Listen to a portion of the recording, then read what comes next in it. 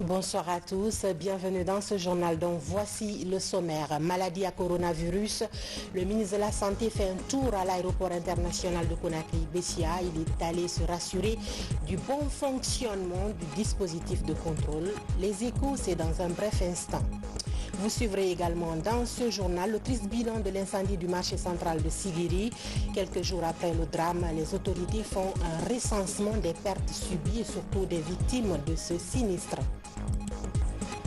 Enfin, nous irons du côté de Dakar où vient de se tenir la deuxième édition du Salon international de l'artisanat, une opportunité saisie par les artisans de l'Afrique et de sa diaspora pour magnifier les femmes africaines actrices de ce secteur. C'est tout pour le sommaire. Bonsoir et merci de nous rejoindre dans ce journal qu'on démarre par ces décrets du président de la République.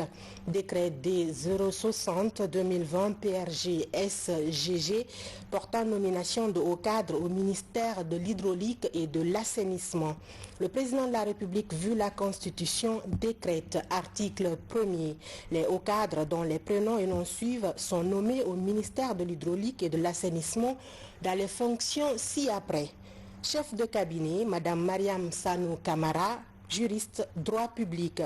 Conseiller principal, Dr Seydou Djoubaté, précédemment conseiller chargé de la communication au ministère de l'Énergie et de l'Hydraulique. Article 2.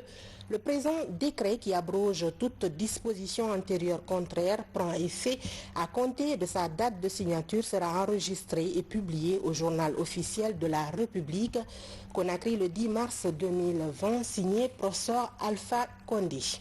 Décret de 2020-061 PRG-SGG portant nomination de préfet. Le président de la République, vu la Constitution, décrète. Article 1er. Les hauts cadres dont les prénoms et noms suivent sont nommés dans les fonctions de préfet. 1. Préfet de Zérékoré, M. Sekou Touraman Djabaté, précédemment préfet de Kérouané.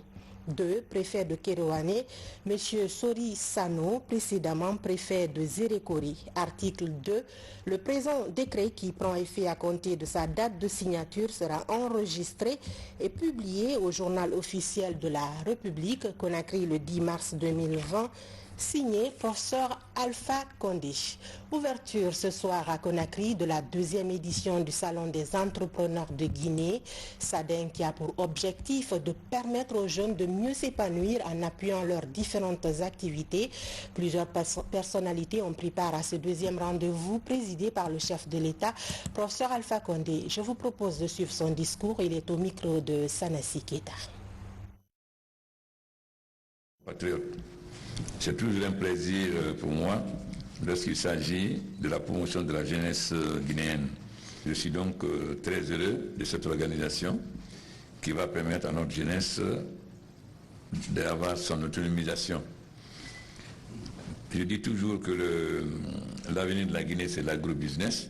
Bien sûr, nous avons des mines de plus en plus qui vont être exploitées pour nous permettre d'avoir des infrastructures, l'énergie, etc. Mais notre bas développement, c'est l'agrobusiness, c'est-à-dire les chaînes de production, allant de la production à la transformation, au transport et à la commercialisation. Donc notre objectif, c'est que chacun de ces jeunes entrepreneurs puisse maîtriser cette chaîne. Parce que financer seulement l'agriculture, ce n'est pas sûr qu'ils puissent rembourser. Mais si à la fois on lui permet de financer l'agriculture, la transformation, le transport et la commercialisation, c'est certain qu'il pourra s'en sortir. C'est pourquoi nous encourageons à vous organiser de telle sorte que vous puissiez couvrir la chaîne de production. Peut-être un seul d'entre vous ne pourra pas le faire, mais si vous mettez quelques-uns, vous pourrez le faire. Le gouvernement a décidé à vous accompagner. En ce qui concerne par exemple l'agriculture, nous avons Cobri qui vous permet de louer les tracteurs. Nous avons fait venir 300 décortiqueuses que nous allons distribuer aux jeunes dans toutes les sous-préfectures qui permettent de transformer le riz paddy en riz net 4 tonnes par jour, sans compter les rizeries. Nous avons déjà inauguré celui de Bokeh, nous allons inaugurer celui de Sigri, Bela et Mandiana en attendant d'éteindre aux autres, afin de faciliter votre travail.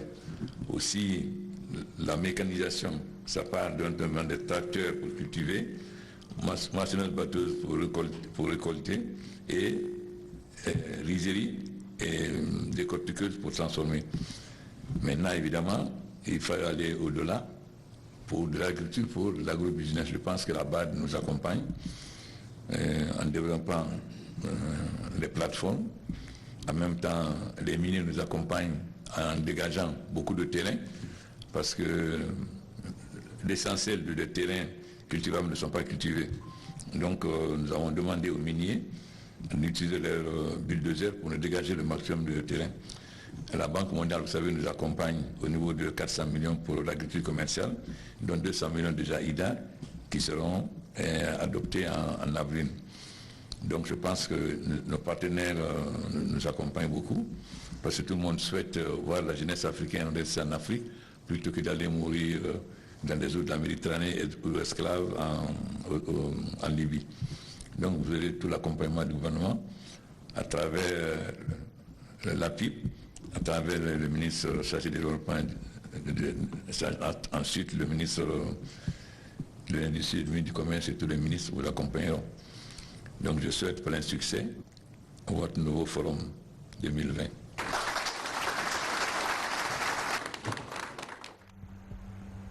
Nous reviendrons sur cet événement dans nos prochaines éditions d'information. Je vous le disais dans les titres, prévention de la maladie à coronavirus. Les autorités sanitaires de notre pays se positionnent quant à la détection précoce des cas suspects de la pathologie à l'aéroport international de Conakry-Bessia, où un dispositif de contrôle sanitaire a été très tôt installé. Le ministre de la Santé y a fait un tour pour mieux se rassurer. Adia Toubari, reportage. Il est 22 h. Au poste de contrôle sanitaire de l'aéroport international de Conakry-Bessia, les passagers se font contrôler sous la vigilance du ministre de la Santé. En provenance de la France, ils passent tour à tour devant les caméras thermiques qui vérifient leur température. Un dispositif sanitaire d'alerte et de détection de tout cas suspect de coronavirus pour barrer la route à la maladie. Par exemple, quand il passe devant la caméra, il y a une élévation de la température. Si la caméra sonne, on prend notre thermoflash, on fait la confirmation avec. S'il a 38, on est obligé de l'isoler pour mener les investigations. S'il fait la toux, l'éternuement ou difficultés respiratoires. Très bien organisé, vu qu'on a pris toutes les précautions nécessaires. D'abord de mettre un liquide sanitaire pour que les gens se désinfectent les mains. C'est par là que vient une bonne partie de la contamination. Donc on est confiant quand on arrive ici que les précautions sont prises pour mettre une barrière à la propagation du virus. Les passagers sont aussi soumis au remplissage des fiches de déclaration de santé. Des informations générales du passager comme le pays de provenance, les liens épidémiologiques avec une personne testée positive du coronavirus et même le numéro de siège du vol sont demandés par les agents de santé postés. Des mesures sanitaires pour mettre la Guinée à l'abri de la propagation de l'épidémie de Covid-19. Nous traversons une période d'épidémie à travers le monde, plus précisément l'épidémie de Covid-19. Donc nous sommes venus voir par rapport aux dispositions prises par le gouvernement guinéen à travers le ministère de la Santé. Et j'ai vu non seulement à l'arrivée comment ça travaille, et au départ également comment est-ce que l'équipe fonctionne. Voilà, donc je suis vraiment rassuré. J'ai même visité la salle d'isolement qui aboutit au dehors en cas de cas suspect. Le suspect sort directement, il est embarqué dans l'ambulance pour le centre de prise en charge. L'aéroport de Conakry fait partie des 4 points d'entrée du pays qui sont mis sous surveillance sanitaire renforcée depuis plus de 2 mois. En plus du trafic aérien et maritime, les autorités sanitaires annoncent l'installation des équipes de contrôle sanitaire à la frontière avec le Sénégal voisin, notamment à Koundara. Et puis, désormais, le diplôme en assurance qualité des services et soins de santé peut s'obtenir à la faculté des sciences et techniques de santé, un diplôme interuniversitaire qui tient compte de la qualité des prestations de santé, de l'accueil à la sortie des patients des services de santé. Il a été rendu possible grâce à la coopération entre l'université Gamal Abdel Nasser de Conakry et une université allemande, Francis Collier. À la faculté des sciences et techniques de la santé, les initiatives innovantes ne manquent pas après 5 mois de la reprise des activités. Un diplôme universitaire en assurance qualité des services et soins de santé est ouvert. Les bénéficiaires au nombre de 14 sont sélectionnés par voie de concours. Ils sont médecins, chirurgiens, pharmaciens, administrateurs et même économistes de santé. Il y a eu beaucoup de candidats pour ce cours, mais les normes de l'université veulent qu'il y ait 20 à 25 personnes par session pour permettre un meilleur encadrement, pour permettre aux gens d'être dans un apprentissage interactif afin que les expériences soient le mieux partagées. Ce que nous attendons d'eux est que les plans qui seront élaborés, qui seront d'ailleurs objets de projets et qu'ils vont défendre pour avoir leur diplôme, nous attendons d'eux, une fois arrivés, qu'ils contribuent activement au changement de la situation des prestations, des soins et services de santé dans leur lieu de travail. Le diplôme universitaire en assurance qualité des services et soins de santé est ouvert par le biais de la coopération entre l'université Gamal Abdel Nasser de Conakry et une université allemande.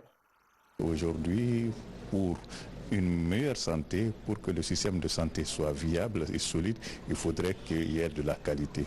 Et donc pour nous, c'est extrêmement important, avec tout ce que notre pays a connu en termes d'épidémie par rapport à la maladie à virus Ebola, que des acteurs de terrain soient formés en assurance qualité dans le domaine de la santé pour pouvoir soutenir davantage notre système de santé.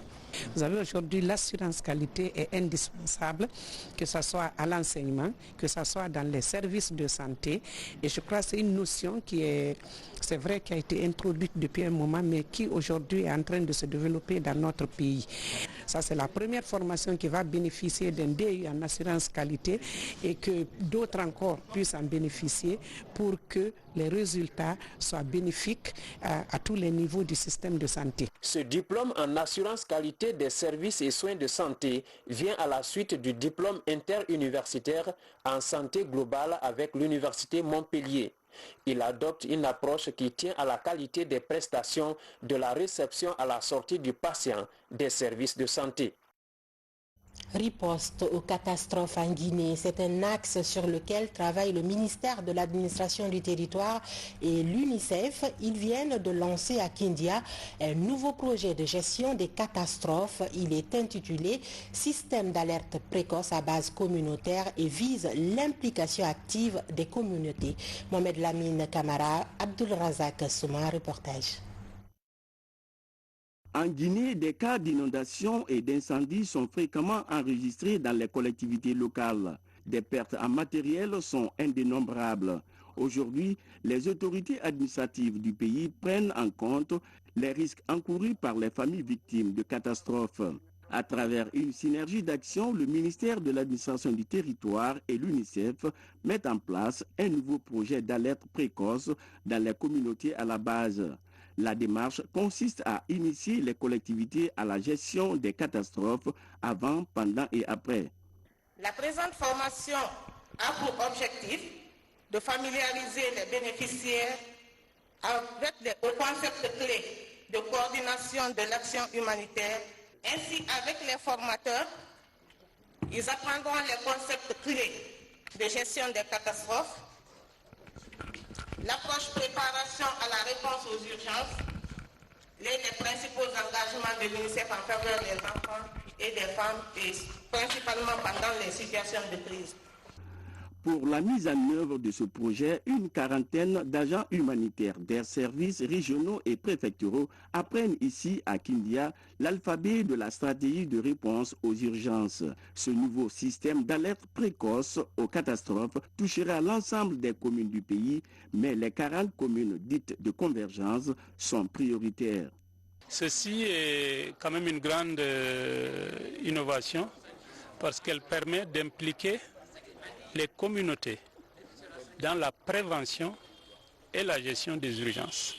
Elle permet aux communautés de ne pas attendre que les urgences deviennent une crise avant de les adresser. Le département, justement avec l'appui de l'UNICEF, est en train de mettre en œuvre un programme novateur. Justement, il faut préciser que ces structures de proximité ne seront pas là pour animer la galerie. Un travail dynamique et de fond leur incombe désormais, car beaucoup de catastrophes dans notre pays devraient plutôt s'appeler la gestion de provocation de la nature. Nous provoquons la nature. À l'issue de cette rencontre de Kindia, ces coordinateurs humanitaires locaux sont censés transmettre les connaissances acquises à leur communauté. Des dispositifs permettant aux collectivités d'agir au premier plan sans le concours des agents humanitaires. La journée du 8 mars dernier a été mise à profit dans le monde entier pour faire des plaidoyers en faveur du respect des droits des femmes.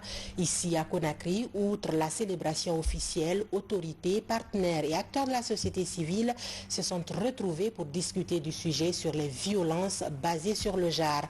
Après plusieurs décennies de lutte, leur objectif est d'harmoniser leurs efforts pour réduire ce phénomène. Mamadi Terna Kamisoko. En Guinée, la violence à l'égard des femmes est répandue en milieu urbain qu'en zone rurale.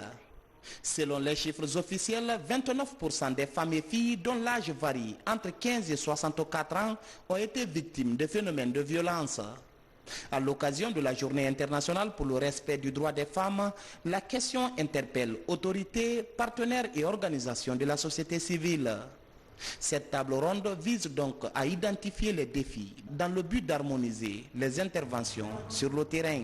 Le problème est très sérieux, c'est de voir quelles sont les nouvelles stratégies, approches qu'il faut mener et puis se mettre dans une synergie, mettre toutes les parties prenantes ensemble pour se pencher sur la question. Donc si vous voyez ici, la justice est représentée, il y a la gendarmerie, il y a le ministère de la Sécurité, il y a toutes les ONG aussi. Enfin, beaucoup d'ONG qui travaillent sur ce domaine-là. Donc nous estimons que c'est une table ronde qui va apporter pour l'atteinte de nos objectifs de la lutte contre les violences basées sur les genres. Dans les échanges, le viol et le mariage précoce ont été jugés préoccupants. Il faut renforcer l'approche communautaire dans la sensibilisation et briser certaines dimensions culturelles. Déjà, le courage de certaines victimes à briser le silence est encouragé. Avant, une fille violée n'osait pas dire qu'elle a été violée. C'était quelque chose qu'on gérait à l'interne en famille. Peut-être même la fille, si un membre de la famille ne sait pas qu'elle a été violée, elle n'en parle pas. Et maintenant qu'elles ont l'occasion et des opportunités de dénoncer, de se plaindre et de porter plainte, je crois que c'est pour cela qu'on parle de recrudescence. Ce serait bien que dorénavant, à l'occasion de la journée du 8 mars, on arrive à organiser ce genre de rencontres. Attachée aux valeurs et principes des droits fondamentaux, la Grande-Bretagne sera aux côtés de la Guinée dans la lutte contre les VBG. L'ampleur du défi en Guinée est énorme et c'est important d'avoir des événements comme ça pour discuter les problèmes, mais pas, bien sûr pas seulement de les discuter, mais d'avoir des actions fermes, et c'est important. Ces partenaires sont convaincus qu'une action collective peut aider à minimiser les conséquences des violences faites aux femmes et à booster le développement personnel des individus et du pays tout entier. Place à présent à notre rubrique Guinée en bref, où l'actualité nationale sous forme de télégramme, elle est commentée ce soir par Younoussa Tawel Kamara.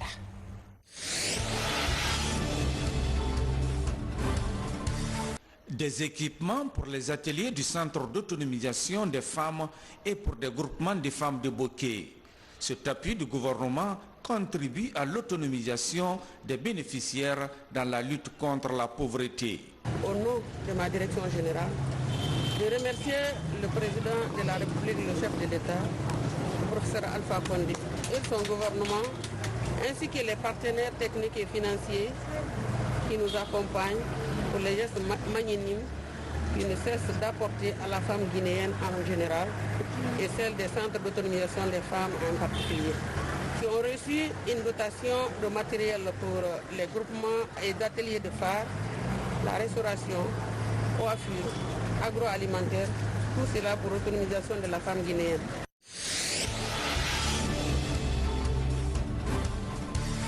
À la maison centrale de Conakry, une soixantaine de femmes détenues bénéficient d'une importante quantité de vivres et de kits de toilette.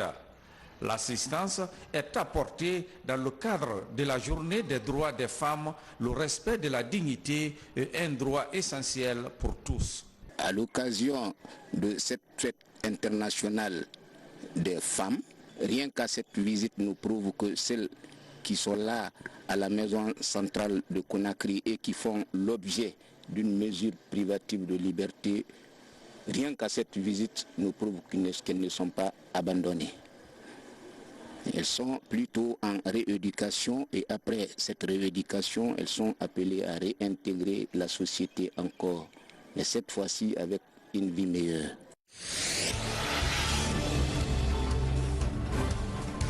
Au centre de santé de Dixine, ces femmes marquent leur solidarité à l'endroit de leurs consoeurs en état de famille ou qui allaitent. Le don est composé de kits pour bébés, des savons, des lits d'accouchement et des climatiseurs. C'est la fête des femmes, mais aussi c'est la lutte pour l'égalité en ce qui concerne les femmes. Et donc du coup, on s'est dit que le centre de santé de Dixine précisément a besoin de notre aide. Ils n'ont pas assez pour pouvoir subvenir aux besoins des femmes enceintes, mais aussi pour pouvoir subvenir aux besoins des nouveau-nés. Donc on a essayé d'apporter un petit changement et on continuera à faire ce changement chaque année le 8 mars. À l'Andrea, dans la commune de Dixine, l'artiste Sayom Bamba offre un concert gratuit pour magnifier le courage des femmes. Une quarantaine d'artistes musiciens du pays sont mobilisés pour chanter l'amour et la paix à l'unisson. Je ne peux que saluer le président de la République, sincèrement. Au-delà de tout ce qu'il fait pour les femmes, il y a des combats forts qu'il a menés en tant que président et qui sont à saluer. Par exemple, c'est quelqu'un qui n'a pas accepté de signer l'autorisation aux hommes pour la polygamie. Alors certaines personnes disent, tant pis, on peut quand même épouser 4 femmes. Oui, mais il s'agit de droits. Le président a envie que les femmes gardent leurs droits et que les femmes préservent leurs droits. Et on l'a vu, si vous comptez en 3 années, il y a un progrès fulgurant de femmes actives dans la société guinéenne aujourd'hui. Si vous allez dans les ministères, il y a eu un effort de parité. Après les obsèques des 10 jeunes joueurs du club Étoile de Guinée qui ont perdu la vie dans un accident à Timbo, le gouvernement, à travers le ministère des Sports, a remis des enveloppes symboliques aux différentes familles endeuillées. C'était en présence des membres de la Fédération guinéenne de football et du secrétaire général aux affaires religieuses. Je vous propose de suivre le ministre Bantamasso. Il est au micro de notre reporter Fatoumata Matiza Souma. Le chef de l'État a mis 100 millions à la disposition du département pour assister les familles. Donc chaque famille aura 10 millions. Mais en plus de cela, nous avons pris en charge tous les blessés pour le moment qui sont soignés dans nos hôpitaux. Donc au nom du président, du ministère en charge du sport, nous présentons toutes nos condoléances à la famille sportive et aux familles biologiques de ces jeunes. Et puis, il vous souviendra qu'un incendie avait ravagé le marché central de Siguiring courant février dernier. Après le passage du feu, l'heure est au bilan des pertes subies et au recensement des victimes de ce sinistre. Parallèlement, l'on cherche également à connaître l'origine du feu. Suivez les précisions dans ce reportage signé Fodé Bangali Fofana. Ici, au grand marché de Siguiring, ravagé par un incendie dans la nuit du jeudi 27 à vendredi 28 février dernier, le choc est encore lisible sur le visage des femmes victimes de ce sinistre troublant. C'est dans ce climat de profonde douleur et d'émotion qu'elles ont reçu cette forte délégation gouvernementale venue constater de visu l'ampleur de ce sinistre. 18h à la Un groupe électrogène alimente le marché de 8h30 à 18h. Ce groupe électrogène n'alimente que le marché. Aucune concession n'est branchée sur le groupe. Cela pour éviter les courts-circuits sur la ligne du marché. La nuit, il n'y a pas de lumière, mais il y a des gardiens qui assurent la garde dans le marché. Je doute fort que ces gardiens soient là au moment où l'incendie se déclarait. Je suis convaincu que cet incendie a été provoqué par des personnes mal intentionnées. Ce sinistre laisse derrière des pauvres femmes sans ressources et sans espoir.